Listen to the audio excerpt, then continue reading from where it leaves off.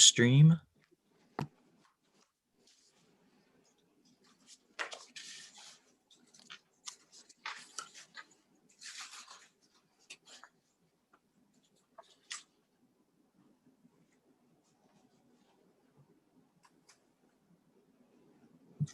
Senator Carson, we are live on YouTube.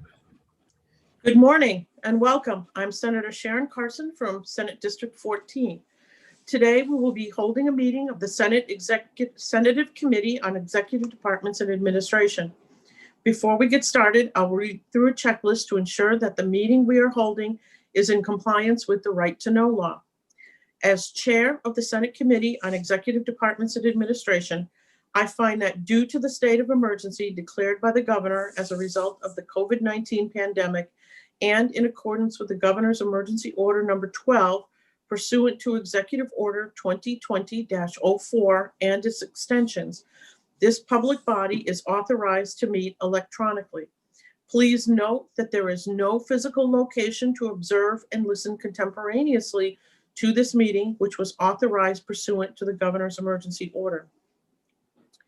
In accordance with the emergency order, I am confirming that, 1, we are providing public access to the meeting by telephone with additional access possible by video and other electronic means. We are utilizing Zoom for this electronic meeting.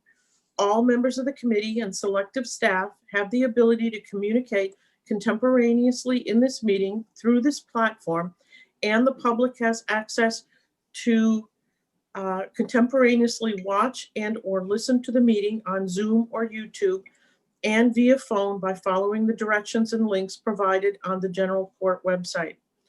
2, we have provided public calendar notice on the necessary information for accessing the meeting in the Senate calendar. 3, we are providing a mechanism for the public to alert the public body during the meeting if there are problems with access. If anyone has a problem, please email remote.senate@leg.state.nh.us or call area code 603-271-6931. In the event the public is unable to access the meeting, it will be adjourned and rescheduled. 5, please note that all votes taken during this meeting shall be done by roll call vote.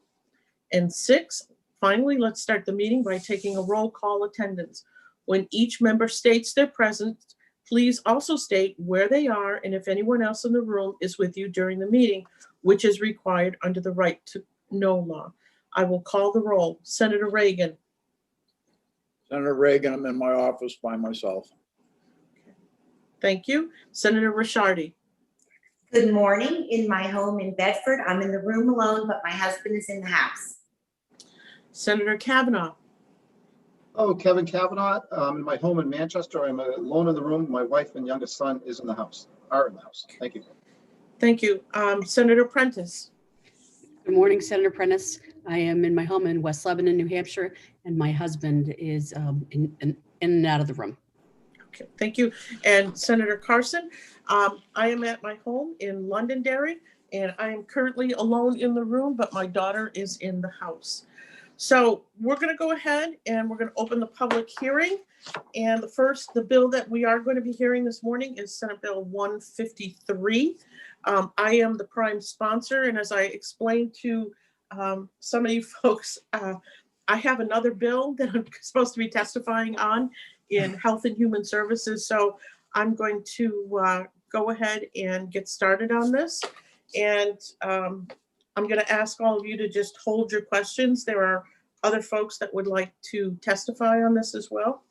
So good morning, committee members. For the record, my name is Sharon Carson, and I have for your consideration this morning Senate Bill 153 FN, an act relative to retirement benefits for a police officer or firefighter disabled as a result of a violent injury. I was asked to bring this bill forward because I was approached by a group of police officers who were very concerned about some of their colleagues who had been injured, had been violently injured, in fact, that had been shot, and really affected their quality of life, that they were no longer able to work full time. And so they asked me to file this bill so that we could have a discussion about whether or not these benefits should be paid. So at this point, I'm going to end my testimony and ask any of you if you have any questions, if you could please hold them for the people that are going to be testifying behind me. So thank you very much, Mr. And I'm going to now go. Senator Reagan's going to take over so I can go and testify on another bill. Thank you. Okay, Cameron, who's first? Aaron, you have the list? Yep. So first is Senator D'Alessandro. Senator D'Alessandro, you should be able to unmute yourself. Do it. I'm unmuted. You are. Thank you. Mr. Chairman and distinguished members of the committee, for the record, I'm Senator Lou D'Alessandro. I represent District 20, Manchester Wards 3, 4, 10, and 11 in the town of Goffstown. And I come before you in support of Senate Bill 153, this piece of legislation. As many of you know, a Manchester officer by the name of Dan Doherty was involved in a brutal shooting on March 21st, 2012. At that time, he was 24 years of age, and he had three years and 9 months on the job. Dan is currently 34 years of age.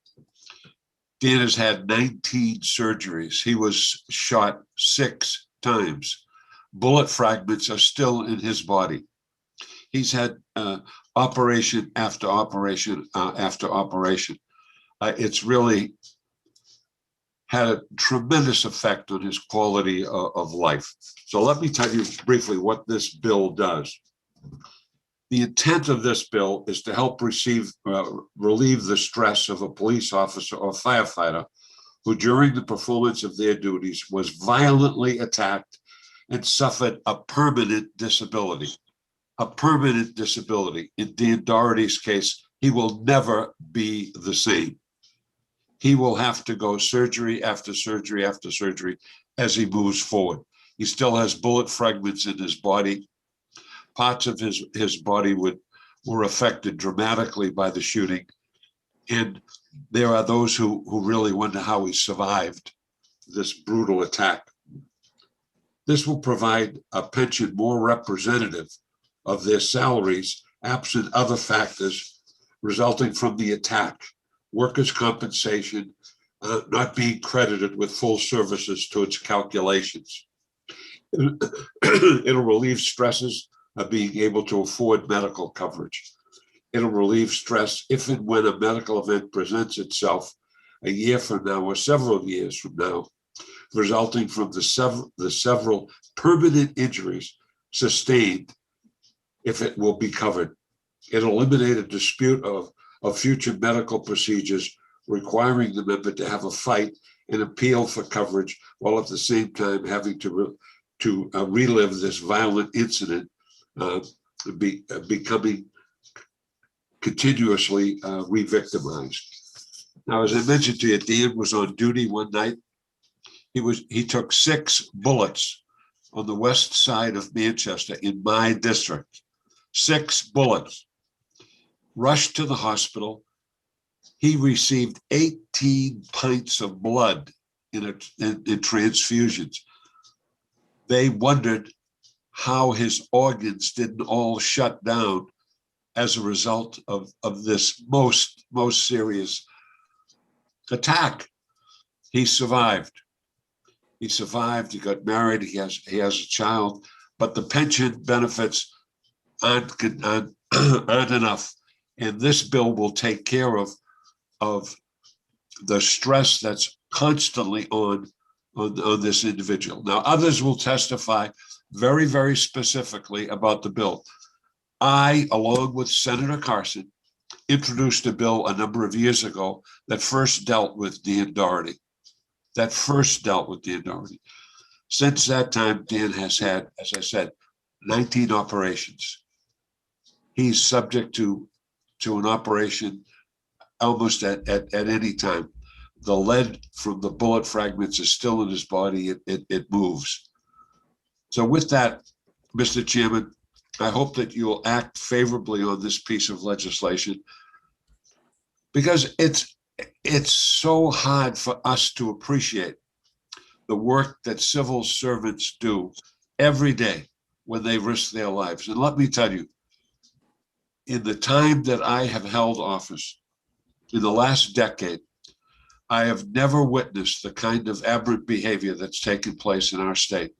The number of shootings, the number of intolerant acts that have taken place, the infestation of drugs into our culture, and other deviant behavior has really exacerbated over the years. And in Manchester, this young man subjected himself to death. And as you all know, we had another officer who was killed in Manchester. This is a serious situation. This public servant deserves our support. With that, Mr. Chairman, I thank you very much for allowing me to give my testimony, and I appreciate your willingness and the willingness of the committee to listen.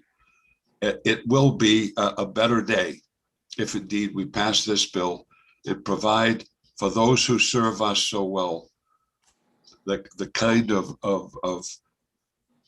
relief that they deserve. So with that, Mr. Chairman, again, many thanks. Everyone looks terrific this morning. So Cameron, I think you're lighting up the stage. So you have a great American Day, and act favorably on this piece of legislation, and we'll all go to heaven together. Thank you so much, and have a great American Day. So, Senator, Yes, sir.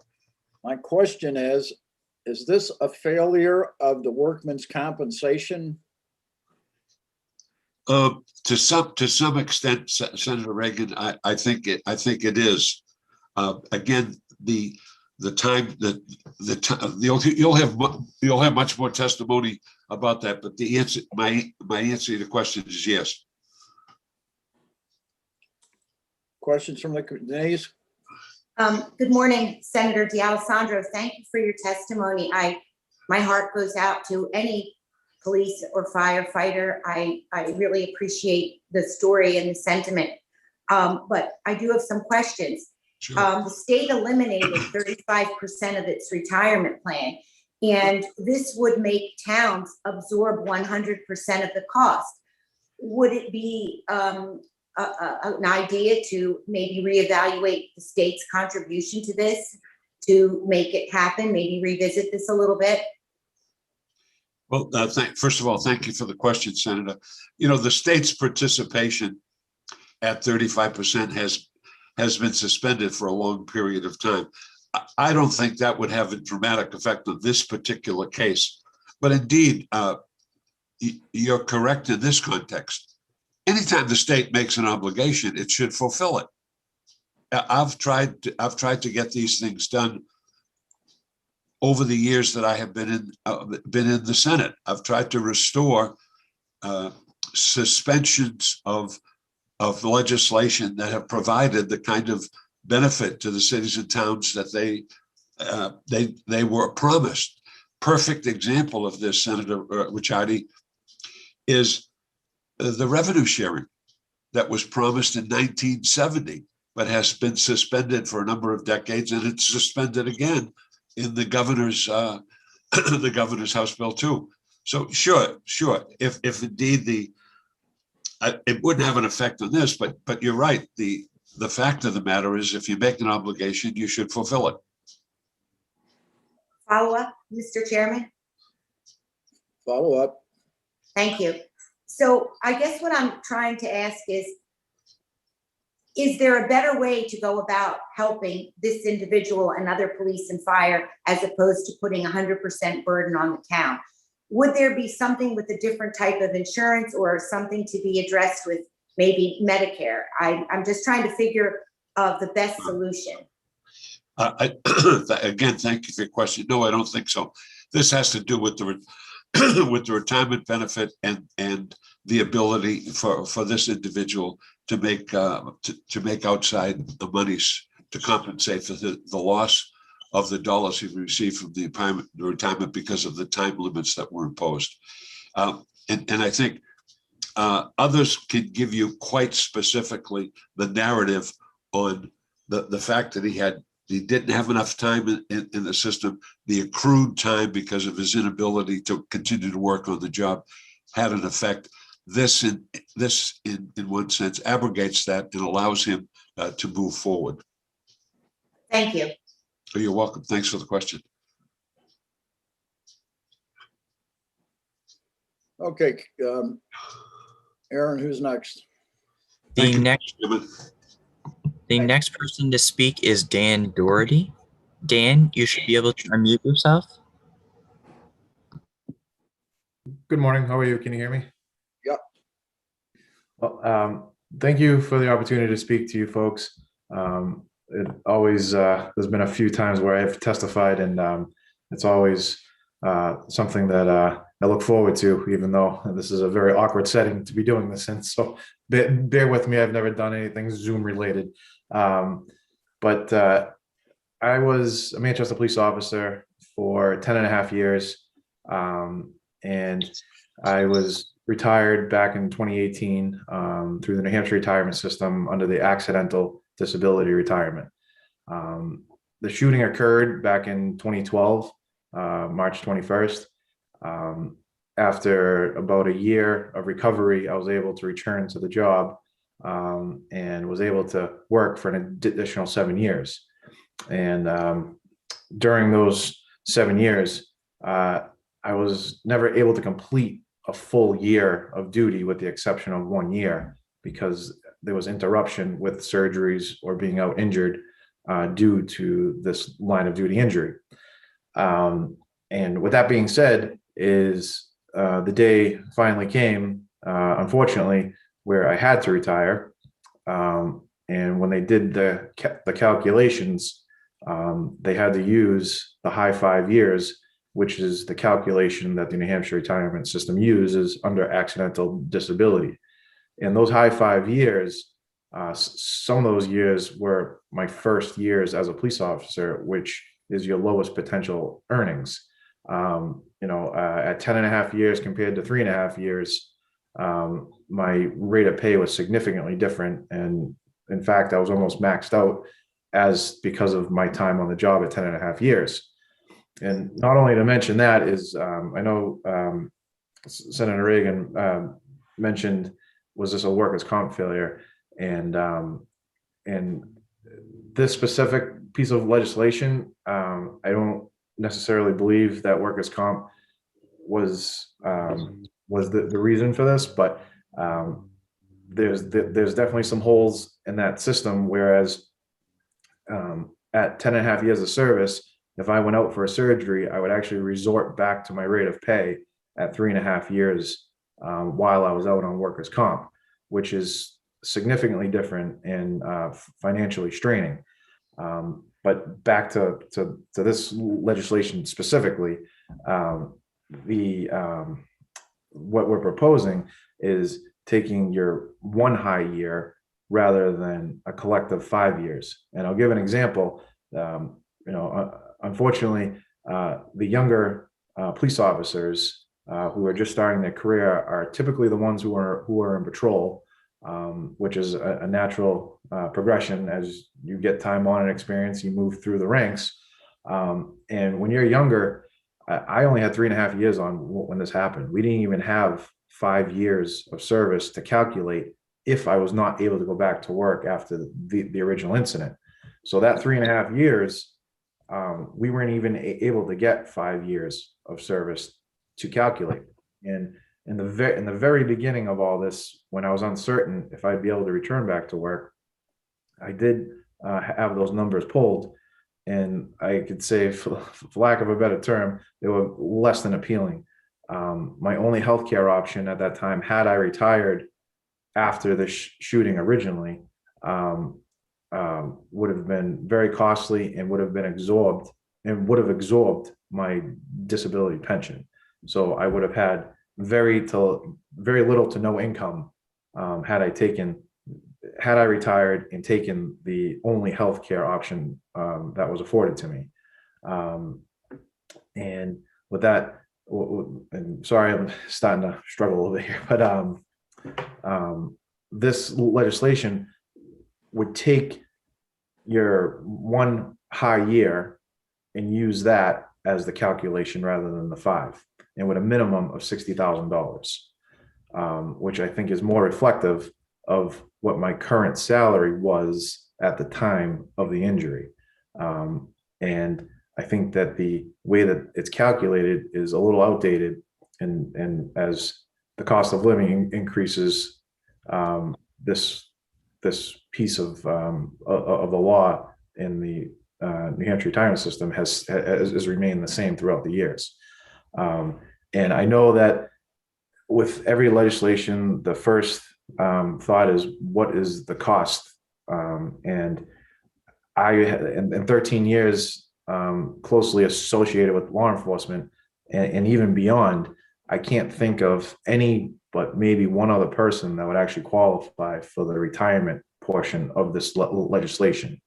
And it's not like we're creating a whole new section here of the New Hampshire retirement system under the disability. We're just adding to it. So the cost is already there.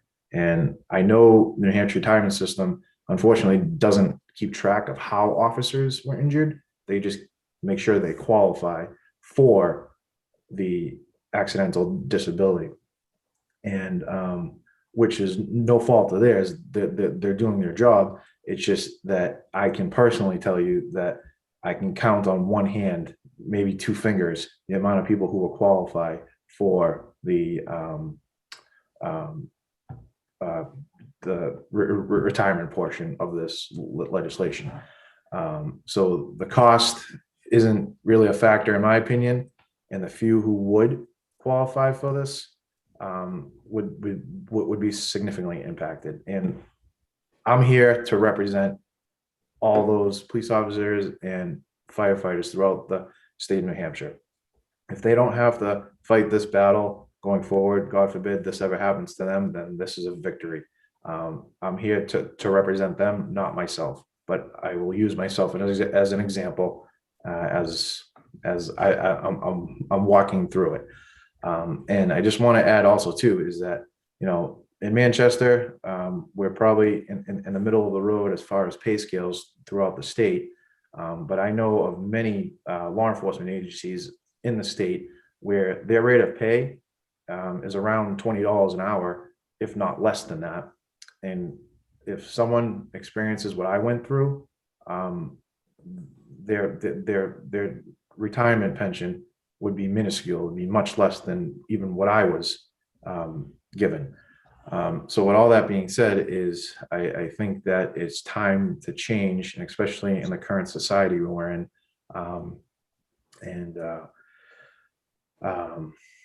I guess what I'd like to just end with is that I completely understand the situation that legislators are in, and I know that the financial burden of this is going to be a huge question, but I really think that the financial impact is going to be minuscule. And I'd like to see the people who protect us be taken care of in the event when they're put in a situation where they need to be taken care of. So with that being said, is this one more thing is that just to add to how rare this is if you qualify for the retirement portion of this legislation, you've been through a violent act, you've been attacked, someone has tried to kill you or seriously injure you. And I think that it's a little more rare than most people would think. And just for an example, one of the injuries that I suffered, one of the doctors testified during the trial that more than 9 out of 10 people who suffer one of the traumas that I suffered proved to be fatal. Somehow I defied those odds, and I'm here today to speak before you. But most people who are in the shoes that I'm in aren't here to talk about it, therefore wouldn't be qualifying for this legislation to begin with. So with that being said, I thank you very much for you allowing me to speak and to consider this legislation. So thank you very much. Questions from the committee? Senator Kavanaugh. Thank you, Mr. Chairman, and thank you, Officer Doherty. No, it's great to see you. You're such a man of character that you've stood up for the people of Manchester and the state your whole career, and you continue to do it for your fellow first responders now. It's amazing to see where you are. But it's incredible. I remember when you came back, I was working down at Elm Street. I saw you the first day back. I was just amazed. And what you're doing here is great. And as an elected person, I've seen first responders get injured and violently or on the job. And I've said it many times. I know many other elected officials have. If you ever need anything, let us know. Thank you. And this is you letting us know. And it's I can't say enough for what you've done in your fellow first responders. And as far as I'm saying, just to comment on it, it's just that this is what we can do for you and all of you, for everything you do for us, that we can go about our daily lives in a safe manner. So thank you. Thank you very much. I appreciate that. Senator Prentice. Thank you, Senator Reagan. Dan, thank you for coming forward and speaking with us this morning. And I echo what my colleague, Senator Kavanaugh, just stated. I wondered if I could just go back through the timeline with you. So Sure. You were on the job for you were early in your career in law enforcement, 3.5 years. 3.9 years. Went 3.9 years when the shooting took place. Yep. Okay. And then there's this recovery period, and then you were able to go back to work, but continued to have medical complications and necessary surgeries because of the severity of your injuries while on the job. Correct. And how many years, so with your, I just want to go back to your 3.9, and then how many years total do you have into the system? I had 10.5 in the system. However, the New Hampshire retirement system only credited me for 9.1 because when you're out on workers' comp, when I was out on workers' comp, I wasn't receiving credit for time of service. All right. So you were forced, essentially because of these continuing complications, to forced to retire from your law enforcement career, correct? Yes, and what caused it was I had injuries to various parts of my bodies, but specifically my leg, and I couldn't pass the required New Hampshire PT test anymore. Okay. So your retirement under that window of time has put you in this position where if you had I don't know, did you come in before the 20 years or after? I'm sorry, I don't. I'm just thinking about, when you can retire, at a certain age or a certain number of years. I know you're talking. No, I fell in that in between group where when I first started, it was 20 years at 45 years old, but then they changed it because I wasn't vested. I didn't have 10 years when that legislation changed. Okay, so you were retired. Thank you. That's exactly what I meant. I was just trying to follow this in the timing. If so, you were forced to retire under a window where you would have had, say, the time of benefits that would have the full force of the benefits behind you, and then there's this additional piece of the type of injuries that you sustained due to violence. Yeah, I mean, basically, yeah. I think there's a couple steps in there that I probably can't speak to because I don't know. I know my system specifically, but I don't know what I would have qualified for before the change. I guess I'm trying to say. I know someone who is going to be speaking to this, Ken Chamberlain. He would have a little more insight on that, but I don't want to misspeak. No, that's okay. And I just wanted to get the timeline straight. And my husband is a retired firefighter. After he actually served on the job for 30 years. So I appreciate, so I appreciate your time in public service to the great state of New Hampshire and the great city of Manchester. I was just trying to follow along with your timeline and understand that in comparison to, say, the old retirement system and the new one, and the change that we're looking to make here. So I look forward to hearing further testimony and appreciate your time today. Thank you. Thank you very much for your time. Okay, thank you, Dan. Aaron, who's next? We have Director Marty Carlin. Director Carlin, you should be able to unmute yourself. Thank you. For the record, my name is Marty Carlin. I am not the director of the retirement system, but I am the Communications and Legislative Affairs Director. And I'm testifying on behalf of NHRS on Senate Bill 153.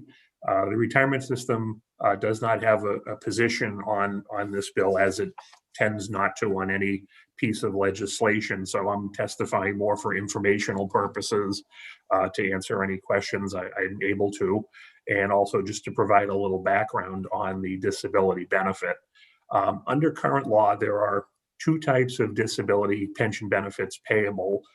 One is non-job related death, and I'm not going to talk about that because this bill doesn't affect that. And the other is referred to as accidental disability, and that's a job related permanent incapacity, and the benefit is granted. Under the current law, for Group 2 members, if somebody is found to be accidentally job related disabled, they would receive 2/3 of their average final compensation, which is going to either be the highest 3 or the highest 5 years in their career, depending on when they became vested in the system. We had the tiering of the benefits about 10 years ago now. If somebody was injured prior to having 3 or 5 years, we would take the AFC for their period of employment. We wouldn't add zeros to it to round it out. But it is true that folks' salary history, the salary arc is much lower at the beginning of their career than at the end. We've had some folks injured on the job, or even injured in the police academy, that would prevent them from doing their job, and they have pension based on that salary. With this bill, as I said, there's two types of disability in the statute, and it looks like the drafting of Senate Bill 153 drew some language from both the non-job related and job related disability provisions. And there are a couple of items missing in here from a technical perspective that we wanted to point out. Under the current job related disability benefit now, it includes a requirement of finding of compensability through a workers' comp, or the employer or the employer's insurance carrier, and also that the benefit is not due to negligence, and that's just language that's in there, and it would make this violent disability death more consistent with the existing job-related disability benefit. Also, this benefit refers specifically to bodily injury, so it doesn't contemplate a psychological incapacity based on the trauma of the violent event. And with the current job-related disability, it is either a physical or a psychological disability that would prevent the member from continuing in their position. So that's a difference here as well. So in the violent attack, although, and certainly in the case of Officer Doherty, and thank you for your service if you're still on the call, that it's clear cut. There was a violent attack, but there is a potential for gray areas, with the language we feel where, what if a weapon was not involved, it was fists, or what if the intent of the attacker, they didn't realize it was an officer and they thought they were exercising their stand your ground rights. Does that qualify as an attack? So there's a little language. I think in most cases, it would be fairly obvious what a violent attack is, but we hate any vagueness, just because it puts the onus on the board to make certain decisions. So those are our comments on this. Our reading of the bill also is that the bill would not be retroactive, which, was clear from Officer Doherty's comments as well. But just so you're aware, this would be a prospective change, to the benefits. With that, I'd be glad to answer any questions anyone has, about current disability or this language. Questions from the committee? Senator Reagan. Thank you very much, Senator Reagan.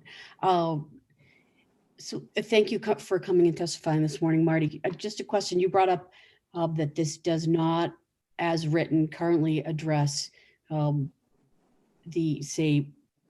mental health side of, somebody being forced to retire because of the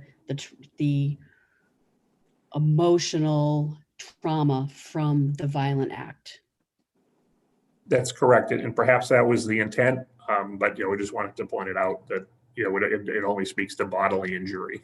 Yeah, and there are bodily injury and emotional injuries related to trauma have vastly different healing courses, but they both need serious attention. Okay, thank you very much. I just wanted to clarify that. I think that's worth discussing.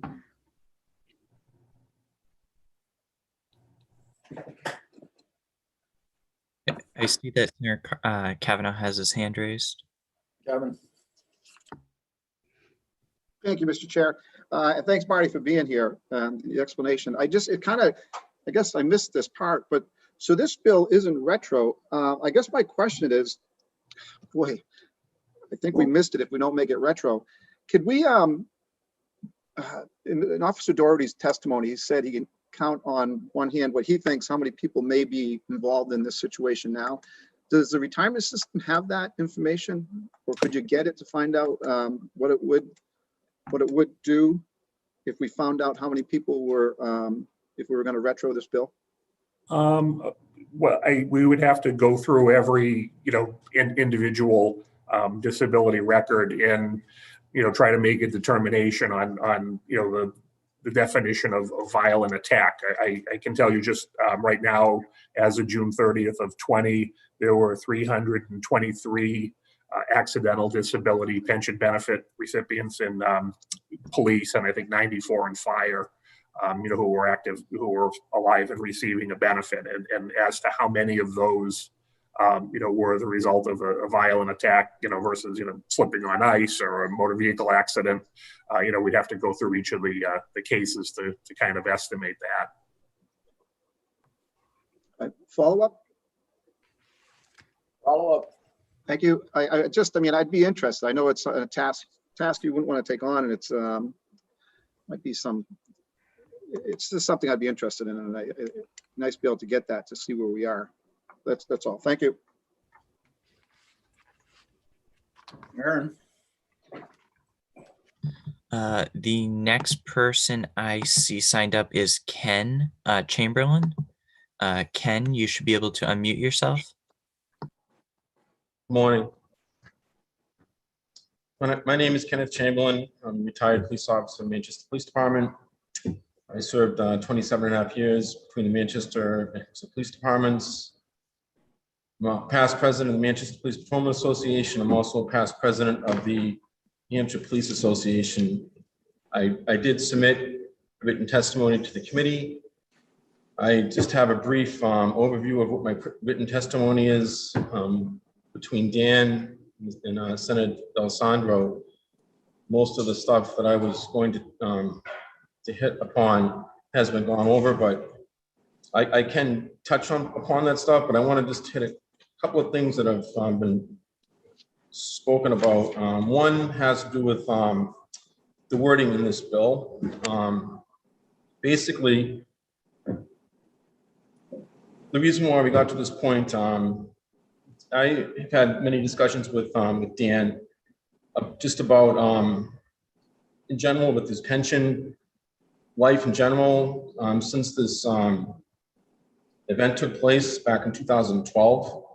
And the more that I've learned about his pension, his medical issues, again, being the president of the Patrolman Association, the battles that he's had with having payments, the battles he's had with having coverage for different things that have been medical procedures he's had. This is what brought us to this point right now with this bill. And when I started doing some research on the disability pensions, and I noticed that the pension that he falls under is accidental disability.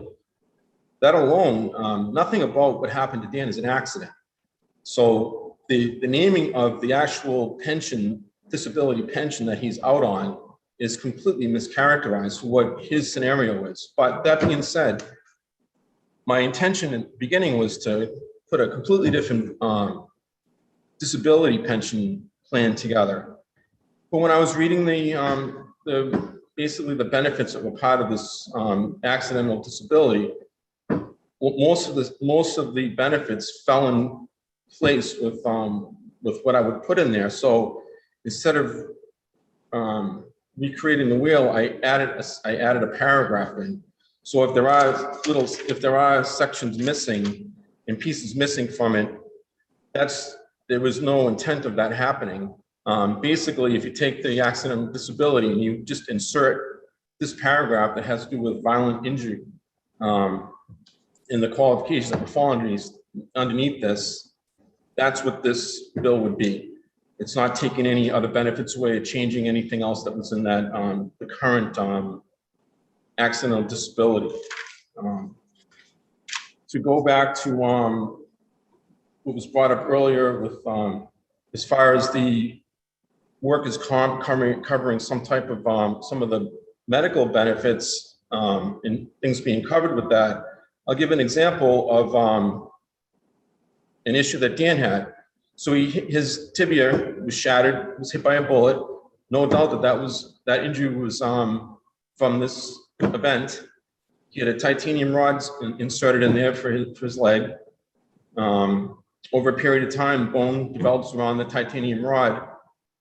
It basically grows a lot bigger than what the tibia normally is. I'm not a doctor, so bear with me on this. But over time, basically creates some pressure on his knee and his ankle, and they have to remove the titanium rod. If you ever had any type of knee injury, I played hockey, I had some type of knee injuries.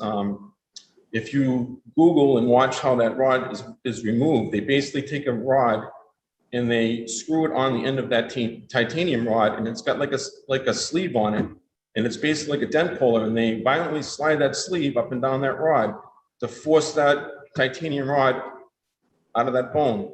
And if you had, like I said, if you had any type of work done on your knee, it hurts by watching it. When that happened, that's when they did some damage to his meniscus in his knee, ultimately causing him not to be able to pass his PT test. That was one of the final things that had an issue with that. But during the initial incident, his iliac artery, again, I'm not a doctor, was shattered and removed in his leg. As a result of that artery being removed, he now has circulation issues, which can potentially cause blood clotting. So they have to monitor that. So one, without being a doctor, would assume could deduct that by violently removing that titanium rod out of his leg, there could be concerns of some circulation issues in his leg. So the rod coming out, no problem having that covered, but under workers' comp. When they did the procedure to check on the circulation issue in his leg, that claim got denied because it wasn't connected to this original injury. Now Dan had to go back and fight to have this coverage done. Each time he has to go back and fight, he's a victim. Now he had an injury, a work-related injury. If I run across the field and I blow my knee out, it's a work-related injury. I understand that. He was also violently attacked as a victim. So he's no different than any other victim. Every time he has to go, even today, coming in here, well, I'm not coming here remotely, but having to come on and speak to you folks, and I do like speaking to you folks, there's not an issue with that, but each time he has to go through this thing, he's reliving this incident and he's being re-victimized each time he has to come in and speak and try to fight for something. Each time he has to contact that insurance company or fight that insurance company to try to get coverage, he's re-victimizing himself. And how can someone argue that checking on circulation in your leg for blood clotting is not connected to that original incident? Now let's go forward 20 years from now. If he has some issue with some circulation problem in his leg and he submits a claim to workers' comp, if he had a problem 2 years after that incident, filing a claim, what's going to happen 20 years from now? At some point, he's going to punt, and he's not going to have a procedure done because he's going to give up trying to fight for it. Now he's going to have a problem. This man has bullet fragments in his leg under his pelvis. He has bullet fragments under his eye socket. He had 2 feet of his intestines removed.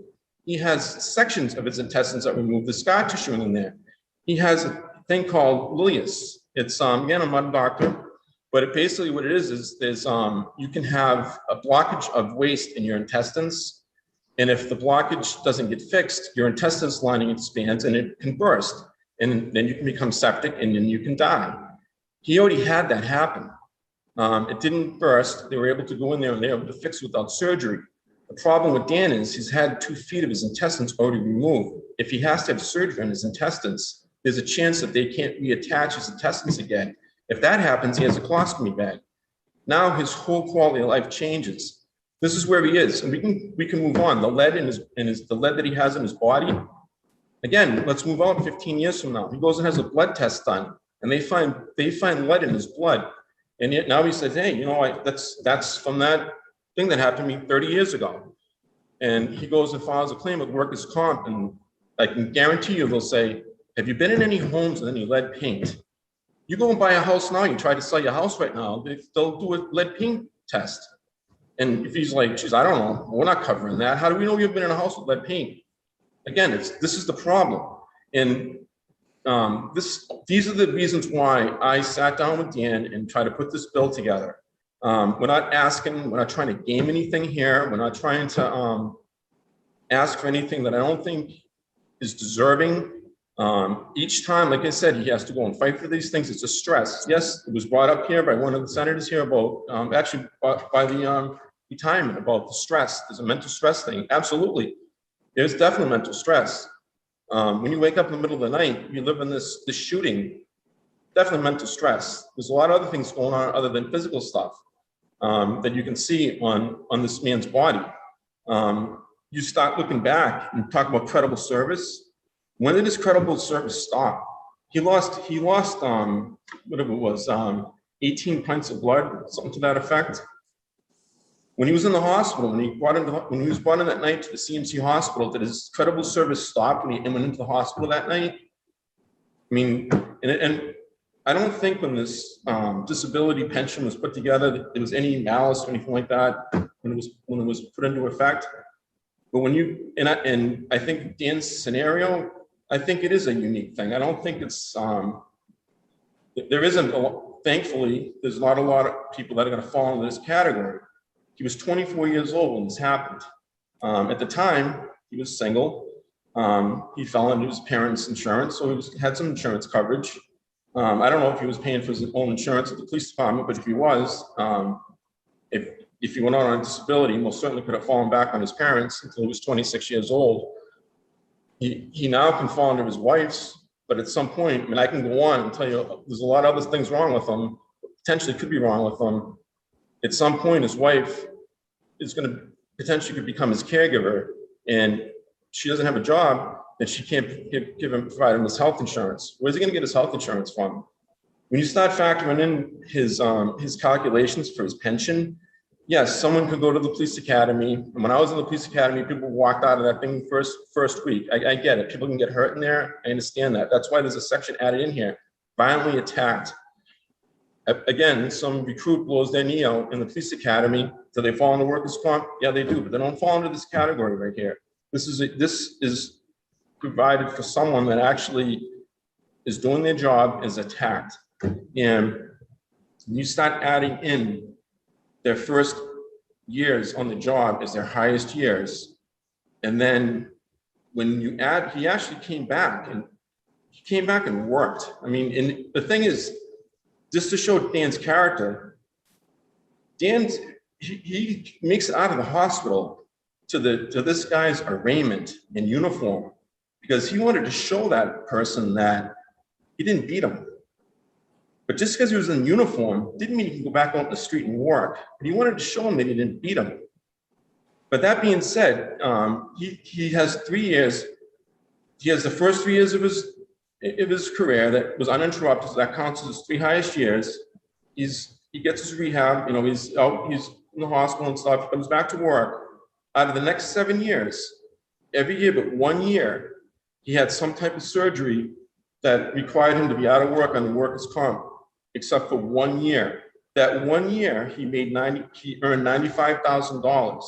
Now, if he wasn't hurt from this incident, that year would have been more reflective of what he would have been earning every year. He probably would have made more money if he actually could have worked more, but that would have been more reflective of what he would have been making. That's more reflective of what his salary would have been. So that 1 year gets added into his calculation. Now they need a 5th year. Well, there's not a 5th full year. Now what do? They got to go back and look. The highest year they can pick is a $13,000 a year. The rest of that year he's out. So they have to pick that year and add it in as a calculation.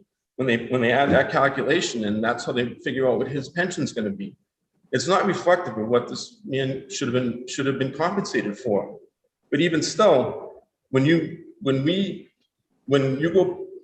started looking at this thing, and when I went to the highest year, the 66 2/3 is the highest year, and instead of the 66 2/3 of the average of the 5 highest years, and you do that calculation, I believe it's more reflective of what his salary should have been. The $60,000, the minimum of $60,000. If I figured out, I went back to that $13,000 a year that he had credit for, the salary he would have made that year, instead of the $60,000, his actual base pay that he would have made that year, if they factored that in instead of the $13,000, ironically, it comes out to $60,000. And I did that the other night. So that's why that salary is factored in that way. If he has to pay for his medical insurance, you're looking at probably around $20,000 just for the premium. Forget about your co-pays and your deductibles. He's going to the hospital. I mean, the stuff that he has wrong with him, his medical bills are going to be through the roof if he's paying for him. If he has to pay for him, you add those premiums and those medical bills. I mean, how is he going to pay for that with his pension? That's the reason why we're looking for trying to adjust his pay to a more realistic pension and looking for a medical benefit. Now, yes, I'm asking for 100% on the medical. Is that something that there can't be some type of work on the thing? I mean, if I know this through the retirement system. Again, if you're from a different group, like you were talking about, there is a stipend. Stipend's not really going to help him too much because it's not a huge amount, but there are stipends that come out of the pension system. Now, the pension system could, again, Mr. Carlin could probably speak more to that as far as what could come out of there to offset some of his medical costs, but anything that he would get to add towards his medical expenses is better than what he's getting now, which is nothing. So that's all we're looking for. We're looking for some type of an adjustment for someone that goes through something like this. This is different.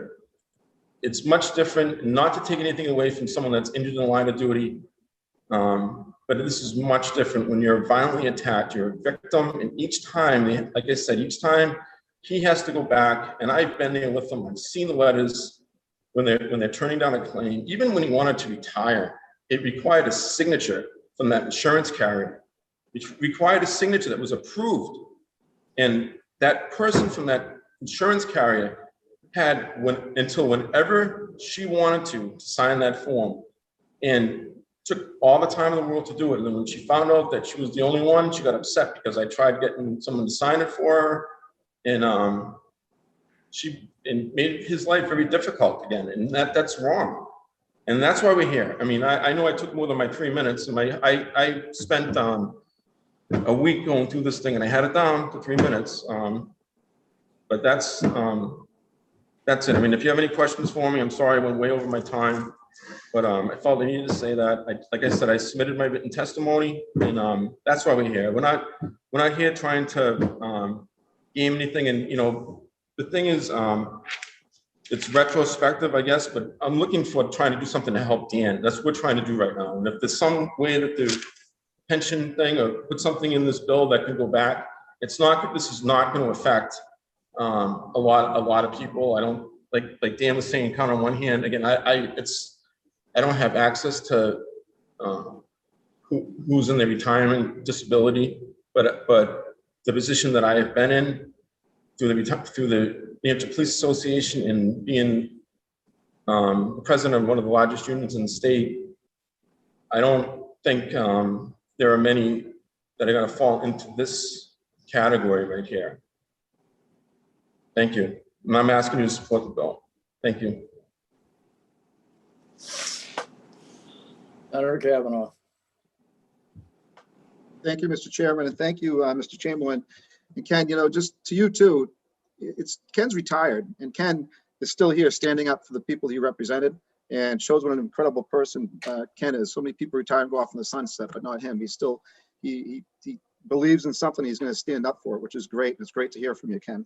I'm glad you touched on the retroactive piece, because I think that's important. I don't want to beat that up, but could you touch on, and this is going to be a limited pension, and you talked to it. So I know we had to deal with this with the city. Dan's going to have to pay for his own health insurance, and the cost increasing on that as he gets older. Could you kind of hit on that, and how much that would how much that would eat up his limited pension? So right now, and I guess Dan's on here, you can correct me if I'm wrong, but his pension right now is, I believe it's $46,000. His gainful income, I believe, is $76,000. So the most he can make, he could work another job, but the most he can make is $76,000, I believe it is, until he reaches that time and age, which this didn't change in the pension system. And I think if Mr. Carlin's still on, again, he's the expert with the retirement, but as far as I know, that this hasn't changed. So if you're collecting a disability pension, it's still 20 years and 45 years old of age. Once you hit that number, that gainful income goes away.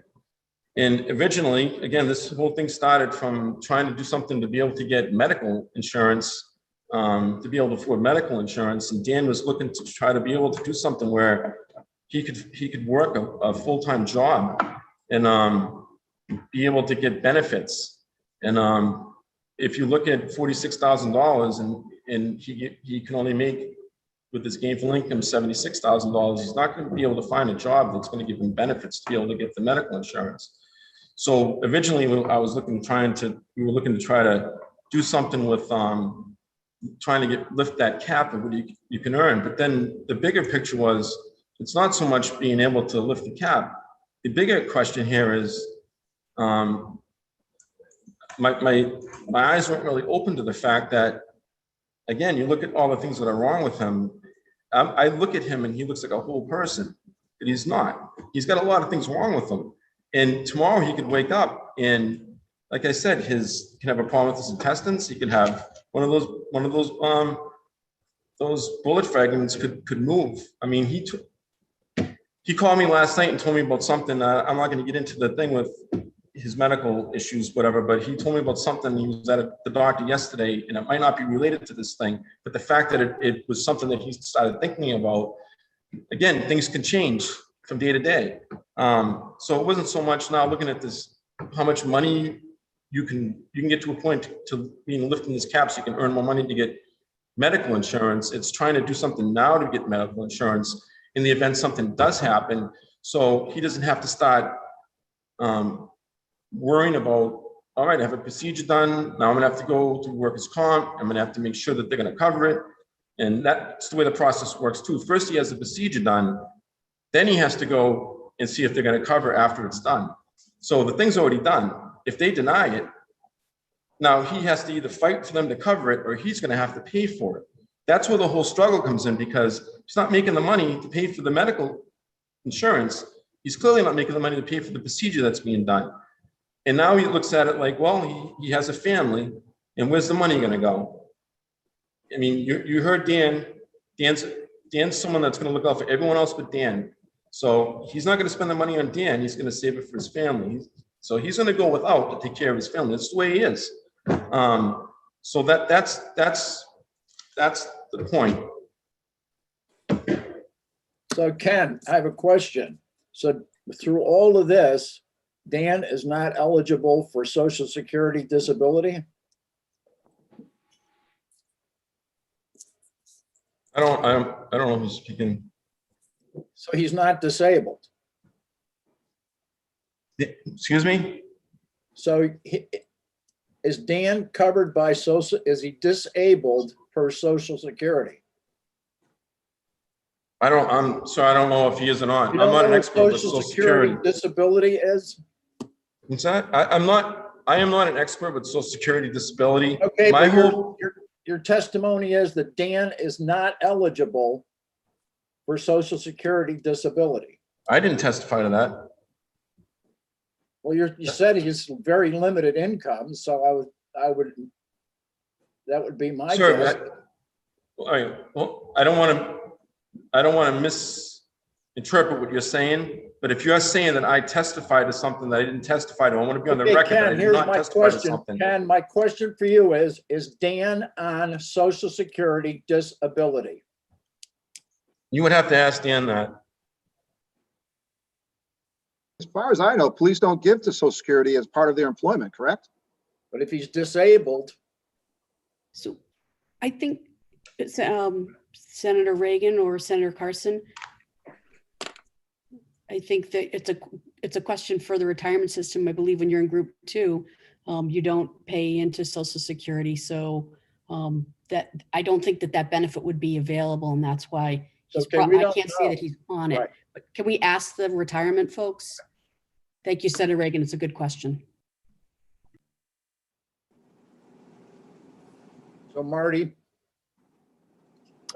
Thank you, Senator Reagan. Actually, I can say that Group 2 members do not contribute or participate in Social Security for their Group 2 service, and I've never actually had that question specifically asked to me. So while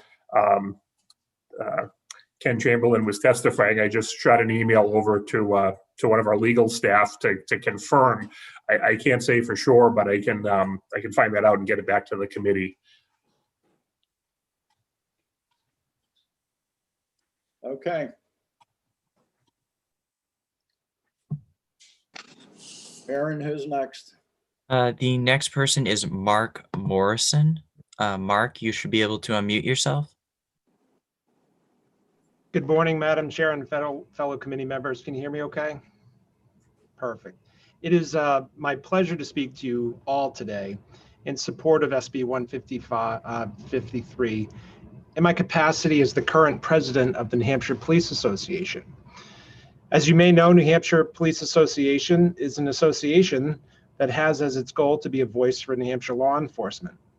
Today, we, the citizens of New Hampshire, we're blessed to still be able to hear the voice of an officer who, through training, quick acting coworkers, emergency medical care, and some luck from parts unknown, was able to speak today in support of this bill, Dan Doherty.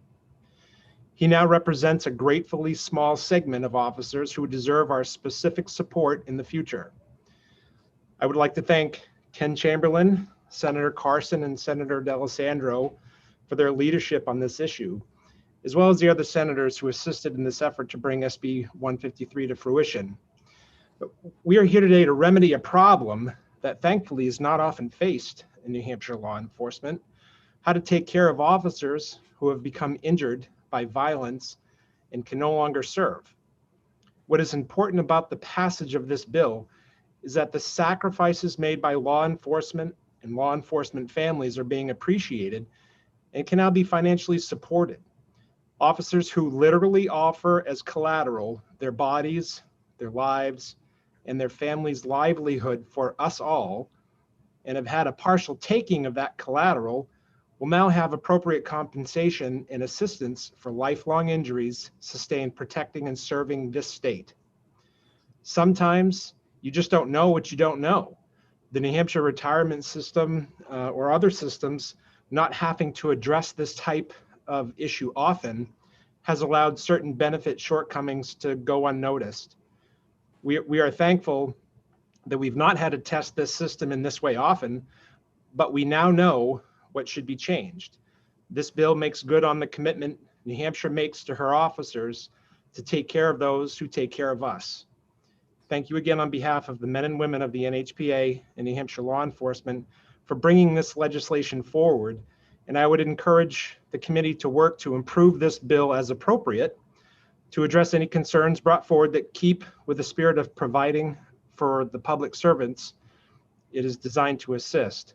And I would also strongly encourage the committee to make this legislation retroactive so that it may provide for Dan. I believe it's the right thing to do. Thank you very much. Questions from the committee?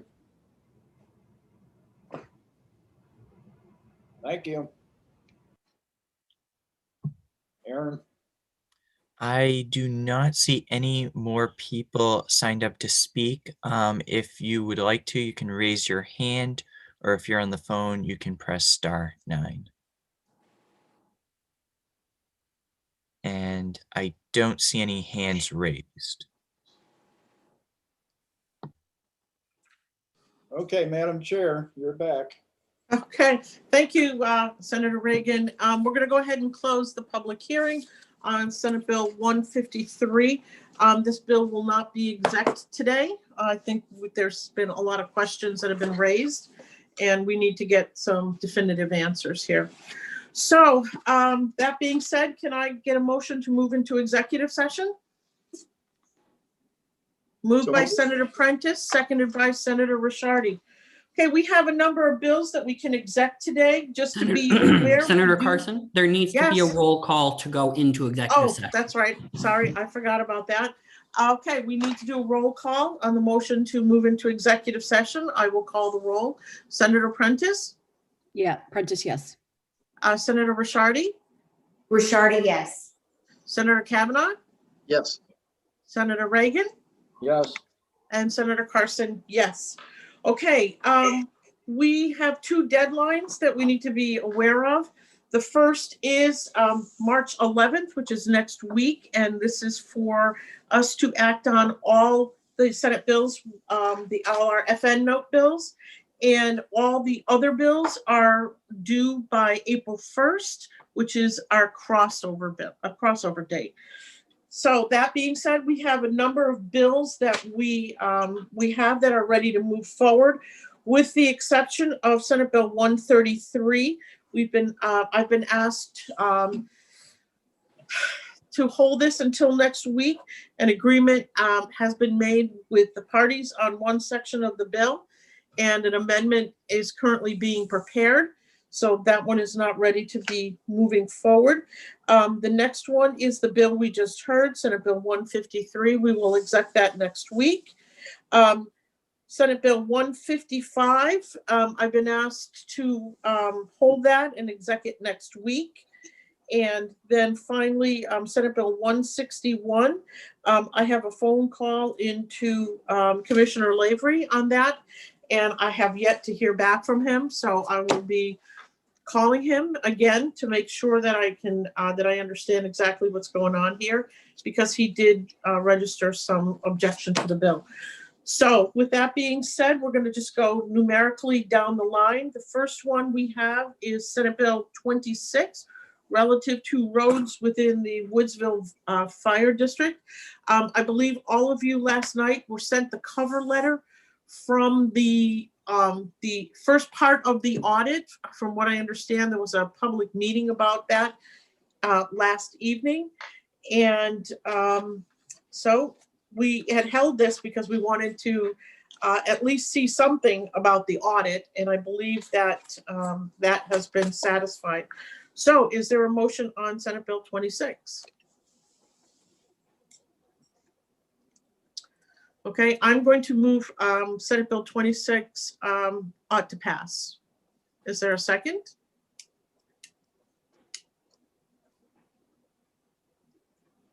Second, Okay, Senator Rishardi seconds. Is there any discussion on Senate Bill 26? Senator Prentice. Thank you, Senator Carson. So we have the letter about the audit, but there's still, did they complete their town meeting? There was a discussion when I'm back through my notes, when we first heard this bill, that they were trying to sort some of this out locally. Do we know as the formula by which the roads are maintained, which is, where the state has its hand legislatively in the fire precinct business? Do we know if that has been resolved? Have we given the residents and the town the time to do that? Thank you for the question. No, I'm not aware of that. I think when we had the public hearing, it was made very clear that that formula was established in law by the state. Right. And the only way it can be changed or repealed is through another law. So there's really not a lot that they can do at this point, except come forward with another piece of legislation, which this bill tries to do. They just want to go back to the way that they were doing it before, if you recall the language of the bill, because number one, it deletes the authority of the Woodsville Fire District over highways within the district. Secondly, it requires the town of Haverhill to assume responsibility for the care and maintenance of roads within the Woodsville Fire District. And 3, it requires the Woodville Fire District to provide a financial audit of all funds received from the town of Haverhill. So yeah, I cannot speak. I did not attend the meeting last evening, but from what I understand, there was just a presentation of the results of the first part of the audit that was made last evening. Senator Prentice? Follow up. Thank you, Senator Carson. No, I'm aware, and I know we need to change the law.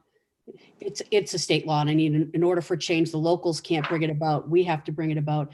But my hope was, and I was especially reflecting on, I believe it was Representative Ladd's testimony, is that they had some things to work out between them locally. And then if we could hold on to this bill and let them solve their local problems, and we could come in and fix this law. But right now, the level of divisiveness that I've started to hear from members of that community, the level of divisiveness about this is where, what makes me uncomfortable. Like, I don't think we should be in this business of telling them what to do with their road formula. At the same time, can they solve it? And then can we come in and wipe this from the books? Because that's where I can't support this. And I hear what you're saying. I wanted to ask that question. Yeah, this bill, Representative Ladd's testimony that really got my attention on it. And thank you for that.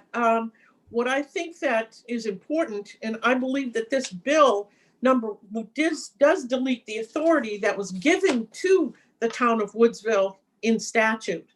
And it would give them the opportunity to go back to what they used to do, was have a memorandum of understanding between the communities.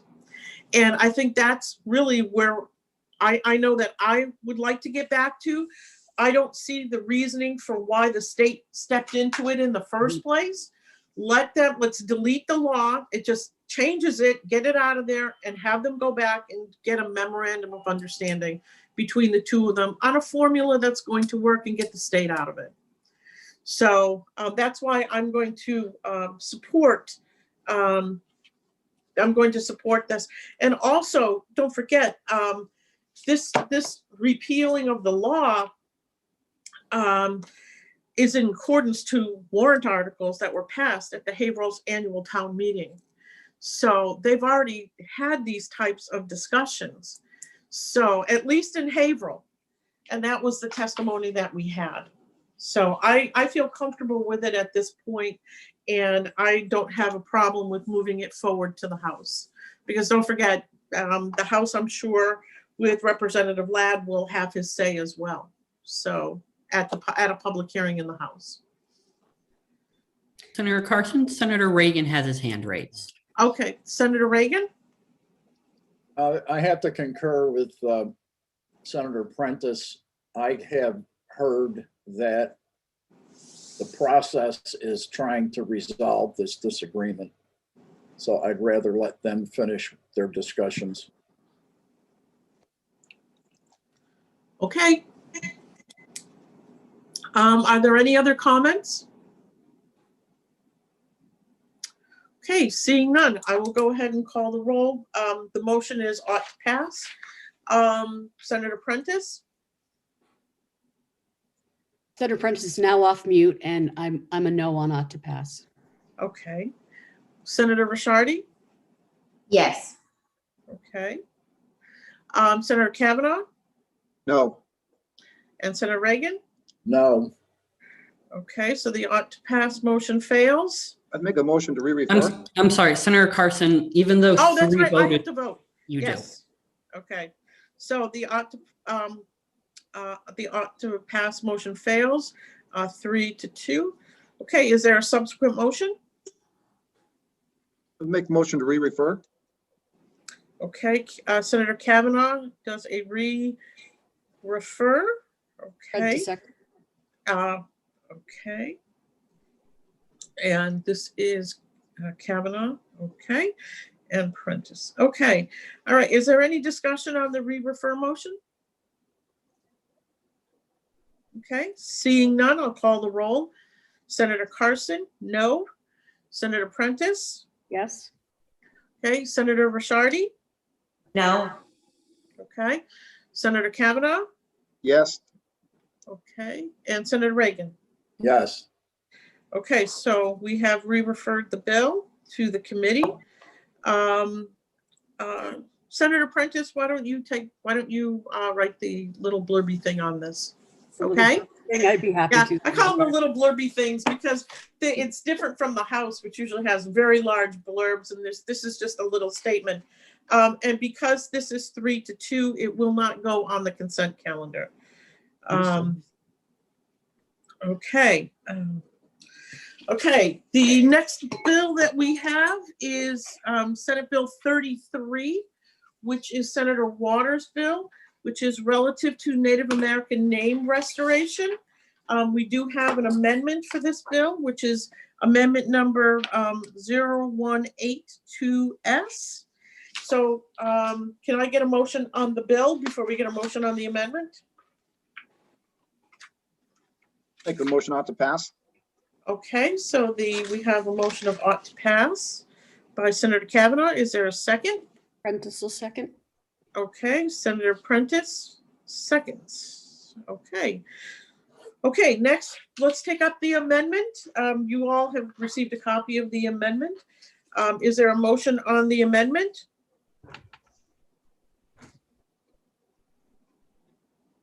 I'll move ought to pass. Okay, Senator Kavanaugh moves ought to pass. Is there a second? Prentice ought to Senator pass. Prentice. Okay, are there any comments about the amendment?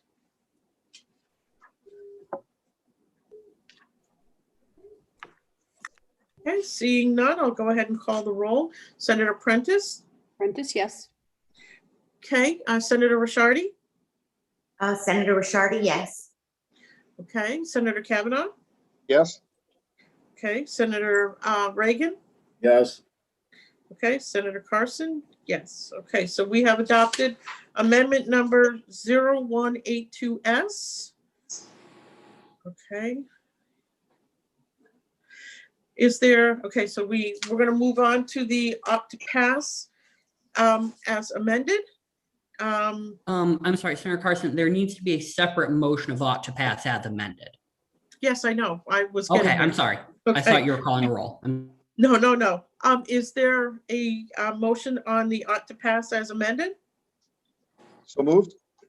Okay, Senator Kavanaugh moves. Is there a second? Senator Prentice. Okay. So I will call, are there any comments, concerns, debate, discussion? Okay, seeing none, I'm going to call the roll. Senator Prentice, Prentice, yes. Senator Ricciardi, Ricciardi, yes.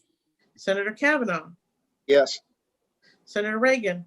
yes, Okay, and Carson, yes. Okay, So this we have passed. Senate Bill 33. Is there anyone who would like to take this out? Anyone in particular? We move consent? Okay, so we want to move consent. Okay. Moved by consent by Senator Kavanaugh. Is there a second? Second. Seconded by Senator Reagan. Okay. Any discussion on the consent motion? Okay. Seeing none, I will call the roll. Senator Prentice. Sorry, muting today. Prentice, yes. Thank you. Senator Ricciardi? Ricciardi, yes. Okay, Senator Kavanaugh? Yes. Okay. Senator Reagan? Yes. Senator Carlin? Yes. And did I miss somebody? Senator Kavanaugh? Yes. Okay. All right, so it's on consent. Senator Kavanaugh, would you like to do this one? Sure. Yeah. Okay. Okay, we have done Senate Bill 33. Next, we're going to move on to Senate Bill 55. And this is relative to project labor agreements in government contracts. Is there a motion? There are no amendments. Is there a motion on this bill? I would move ITL. Okay, Senator Kavanaugh moves ITL. Is there a second? Second. Seconded by Senator Reagan. Okay, is there any discussion on the ITL? Okay, I think that this bill is problematic. I think there are a lot of issues with this bill, although we did hear a lot of testimony in support of it. But I will say that for me, one of the biggest problems is that we can't do anything about federal contracts, but this bill would require that we tell the municipalities how they can contract for their own services. And I think that that's problematic. And that is just, for me, just a very high hurdle to get over. So I am in agreement with the ITL motion. Are there any other comments? Senator Prentice? Thank you, Senator Carlin, for your comments. I support what you said 100% about the municipal high hurdle. We're getting into a place in local government that I'm not comfortable with. So thank you for your comments. I'm going to be supporting the ITL. Okay, thank you. Are there any further comments or questions about Senate Bill 55? Okay, seeing none, we have an ITL motion. I will go ahead and call the roll. Senator Prentice? Prentice, yes. Senator Ricciardi? Ricciardi, yes. Senator Kavanaugh? Yes. Senator Reagan? Yes. Senator Carlin? Yes.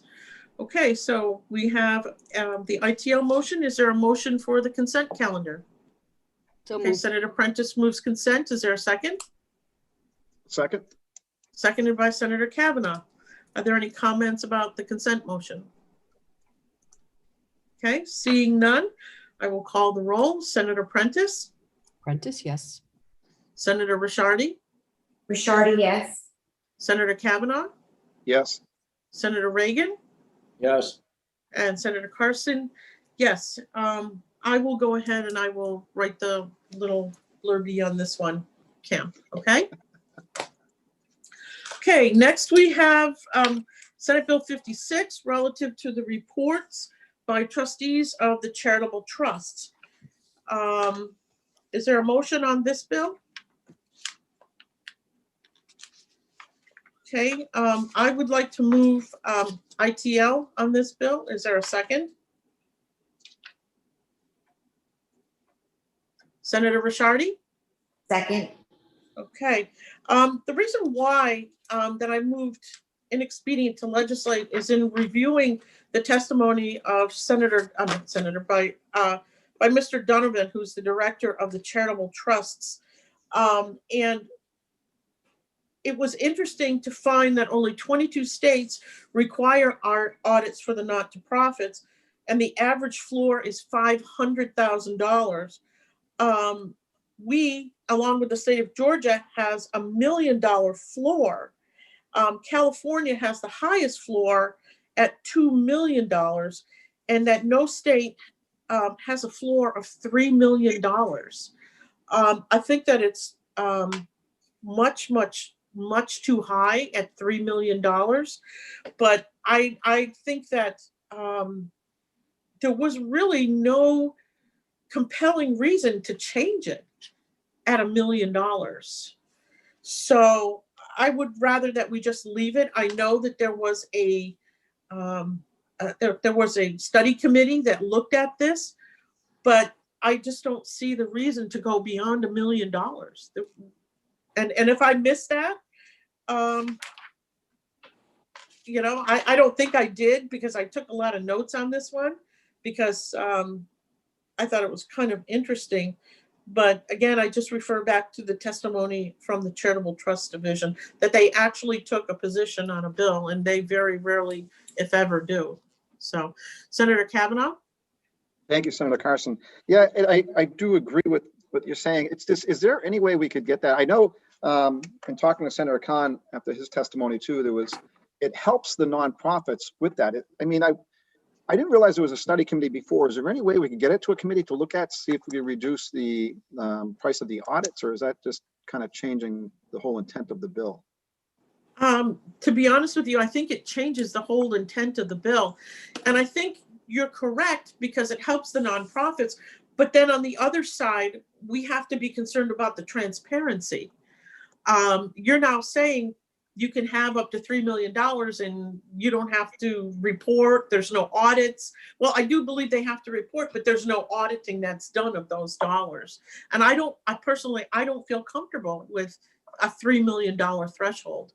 I feel comfortable at the $1 million where we are right now. And I just don't see the need for to change that. Yeah, no, and I totally, follow up. Yes, please. I totally understand that. It's just, I think I'm going to vote against the ITL. I know Senator Khan has some things just so he can address these on the floor. That's why I'd like to get that to the floor so he can have a chance to address those. So thank you. Okay, Senator Prentice. Senator Carson, thank you. So I agree that I run a not-for-profit in my other life, and I agree the 3 million floor is too high. I think there's another place to go. One of the things I recognize in looking back over the testimony is that the cost of an audit isn't $15,000. A full audit is closer, depending on the size of the not-for-profit, and for even one our size, runs closer to $30,000 a year. So for a not-profit running on a small budget, that cuts into what they have to continue to serve. But I'm not downplaying the importance of the transparency at all. I completely agree with you on that. So I'm struggling with this striking the appropriate balance here, because there are other steps nonprofits can take instead of a full audit and doing like a review statement every year. Now I'm getting into the weeds, but what I'm trying to say is the cost of a full audit is actually higher than what was in some of the testimony. I agree with you on transparency. And I also agree with you on the 3 million, but I feel like there's a middle ground, so I'm uncomfortable supporting. I'm uncomfortable supporting your motion at this time, only because of that. Okay. Are there any other comments on the motion of ITL? Okay. Seeing none, I'll go ahead and call the roll. Senator Prentice. No. Prentice. Okay. No. Senator Ricciardi. Yes. Okay. Senator Kavanaugh. No. Okay. Senator Reagan. No. Okay, Senator Carson, yes. So the ITL motion fails. Is there a subsequent motion? I move ought to pass. Okay, ought to pass. Is there a second?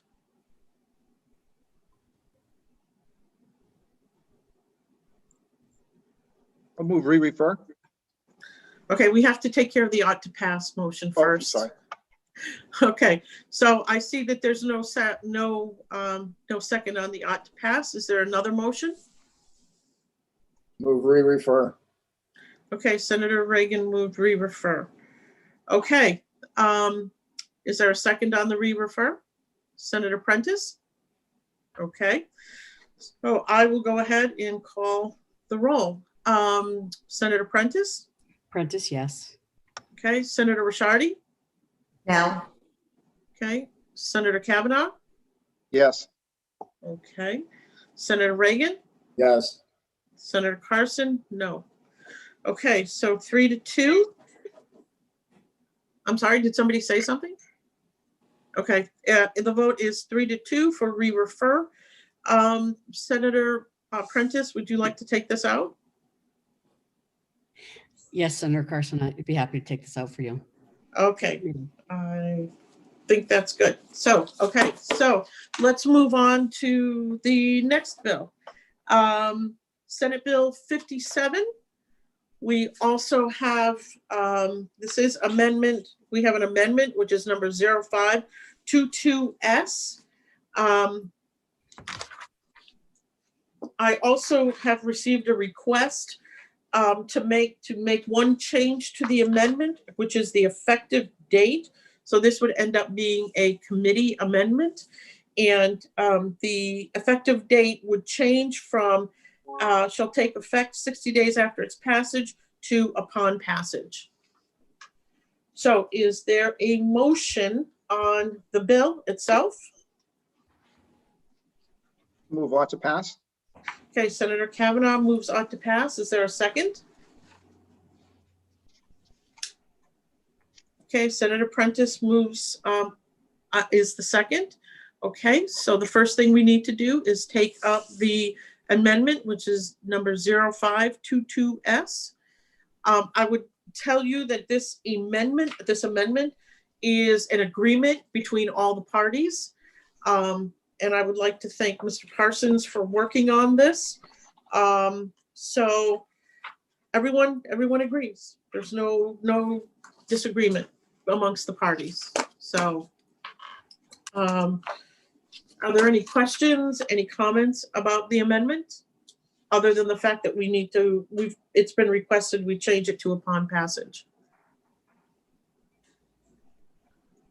Okay, so I will go ahead and call the roll on the. Before you do, Senator Carson, let me just clarify, this is a vote on 0522S as it exists or with the change of upon passage? With the change of upon passage. Okay. Okay, Senator Prentice. Yeah, Prentice, yes. Okay, Senator Ricciardi. Ricciardi, yes. Okay, Kavanaugh. Yes. Okay, Senator Reagan. Yes. Okay, Senator Carson, yes. Okay, can I get a motion on the bill as amended? Senator Prentice moves ought to pass as amended. I'll second. Senator Prentice moves ought to pass as amended. Thank you. Okay, and Senator Ricciardi, did you have your hand up? I was just gonna second it. Okay, so it has been moved by Senator Prentice, seconded by Senator Ricciardi. Is there any discussion on the ought to pass motion? Okay, seeing none, I will call the roll. Senator Prentice. Prentice, yes. Senator Ricciardi. Ricciardi, yes. Okay, Senator Kavanaugh. Yes. Okay, Senator Reagan. Yes. Okay, Senator Carson. Yes. Okay, can it's Consent. 4-0. Is there a motion for consent? Move consent. Okay, Second. Senator Reagan moves consent, seconded by Senator Kavanaugh. Is there any discussion on the consent motion? Okay, seeing none, I will call the roll. Senator Prentice. Prentice, yes. Okay, Senator Ricciardi. Ricciardi, yes. Senator Kavanaugh. Yes. Senator Reagan. Yes. Senator Carson, yes. And since the consent motion passes, this is my bill, so I will go ahead and be responsible for the little blurby. Okay, next we have Senate Bill 58, which has an amendment.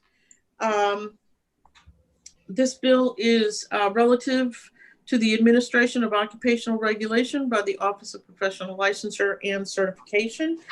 We do have, there are two separate amendments from this bill. So what we need to do is combine I believe the two of them, the latest one was, let's see, February 10th. Okay, I do have February 2nd, February 10th. So there's two amendments to this, two different sections. The first amendment is amendment number 0316, which deals with, let's see, oh, no, maybe not. I think, oh, okay. We only need to deal with amendment 0316 because I forgot that I combined the two of them into one amendment. So everyone should have a copy of 0316. Okay, so there were two changes that had been requested. The first was to amend RSA 319C:6 by inserting into section 164 of the bill that had to deal with the quorum, that a majority of the members of the board appointed by the governor and council. That was a request that was made concerning, I believe, the pharmacy board. We had testimony, and the second dealt with the request that we had from the electricians concerning a criminal history records check, and they had requested that. I had talked with all the parties, and all the parties have agreed to these changes with the language in discussion with Director Courtney. So is there a motion on amendment number 0316S? Move on to pass. Okay, Second. Senator Kavanaugh moves on to pass. Is there a second? Second. I second Reagan. Okay. All right. Is there any discussion on the ought to pass motion on amendment 0316S? This was quite an extensive bill. Just wanted to remind everyone, this is a bill that we had last year that died, and it's a big overhaul of the OPLC, and the bill itself was divided into two parts. I took the policy part. Senator Gaida took the fees and the fee part of it. So. Okay, so we do have a motion about to pass on amendment 0316S. I'm going to go ahead and call the roll. Senator Prentice? Yes. Okay, Senator Ricciardi? Yes. Okay, Senator Kavanaugh? Yes. Senator Reagan? Yes. Okay, Senator Carlin? Yes. Okay, can I get a motion on the bill as amended? Ought to pass as amended. Okay, Senator Reagan moves ought to pass as amended. Is there a second? Second. Seconded by Senator Kavanaugh. Okay, is there any discussion on the bill as amended? Okay, seeing none, I'm going to call the roll. Senator Prentice? Prentice, yes. Senator Ricciardi? Ricciardi, yes. Senator Kavanaugh? Yes. Senator Reagan? Yes. Senator Carlin? Yes. Okay, is there a motion for the consent calendar? So moved. Okay, Senator Second. Kavanaugh moves consent and seconded by Senator Reagan. Is there any discussion on the consent calendar? Okay, seeing none, I'll call the roll. Senator Prentice? Prentice, yes. Okay, Senator Ricciardi? Ricciardi, yes.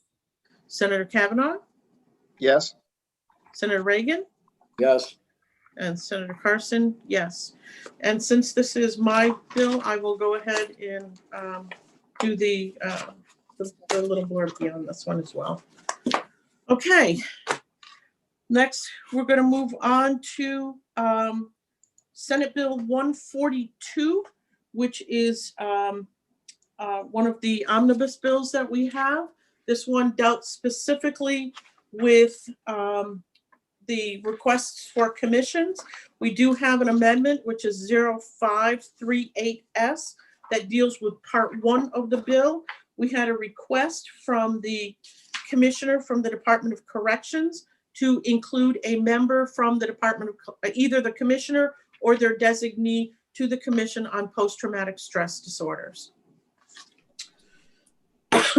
So, okay, so that's all it does. Just adds an additional member.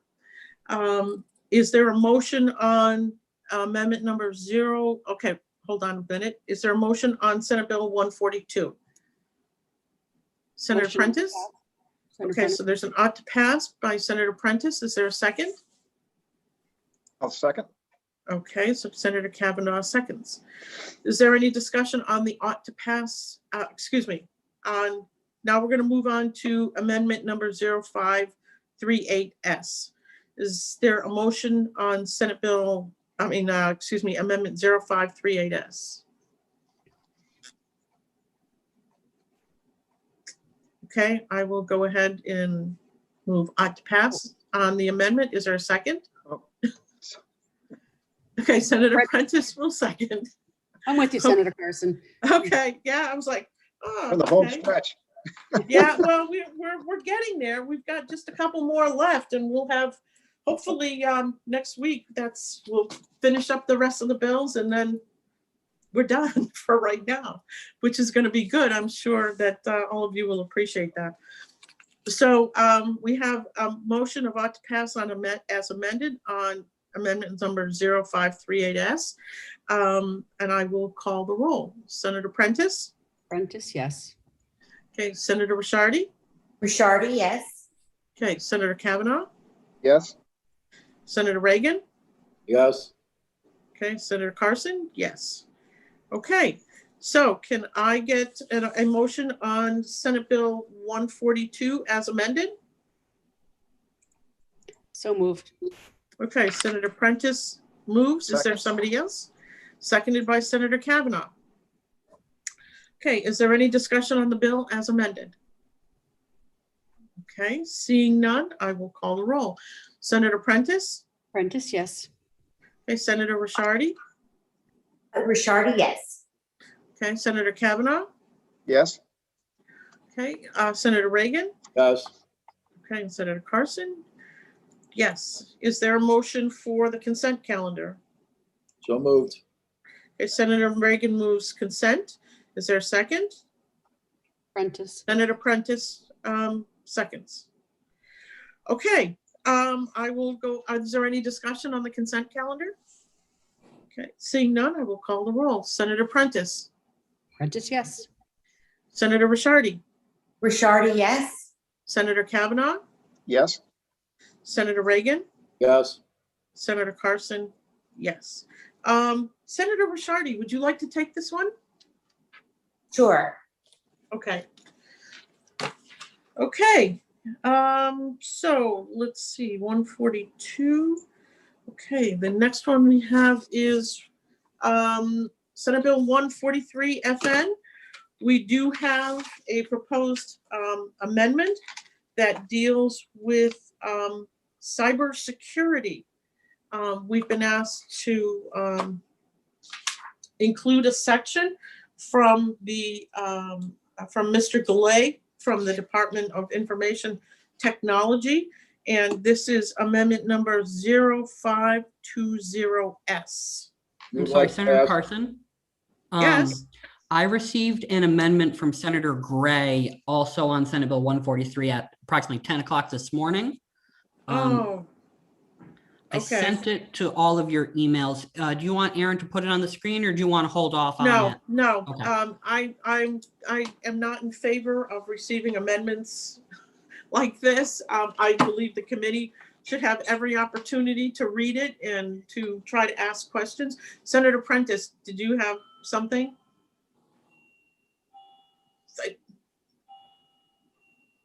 We can't I'm hear having you. a mute day, sorry. I'm That's usually much okay. better about this. No, you've already taken care of it, Senator Carson. Yeah, thank you Play the very game. much, Mr. Lapine. So we're not going to do this one today. We will do this one next week after everyone has an opportunity to look at the amendment from Senator Gray. Okay, I believe that that's everything we have.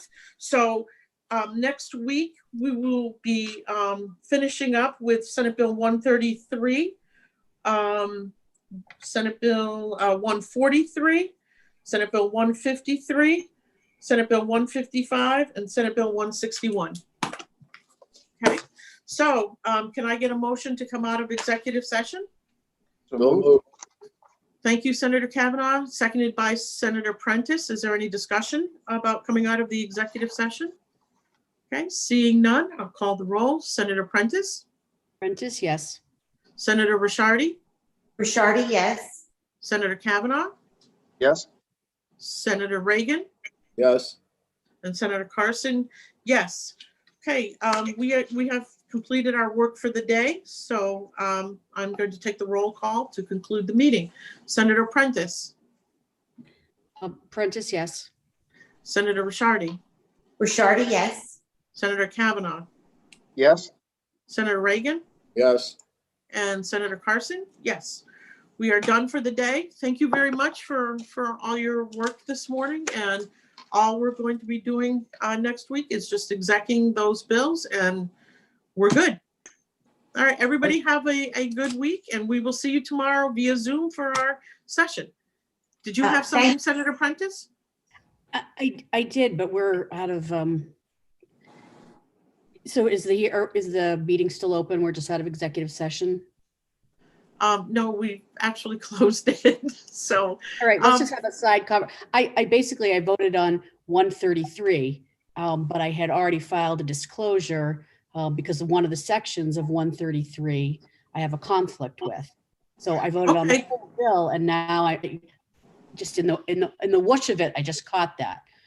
Well, Senator, you do have, the obligation to disclose, but you can also, but I think you're okay, because when we had the public hearing, you disclosed it. Okay. So I think we're good. I would just make sure that next week when we have, this is on the floor and we're voting on it, make sure you fill out the disclosure form. Yeah. And make sure that the Senate clerk gets a copy of it for the record. Okay.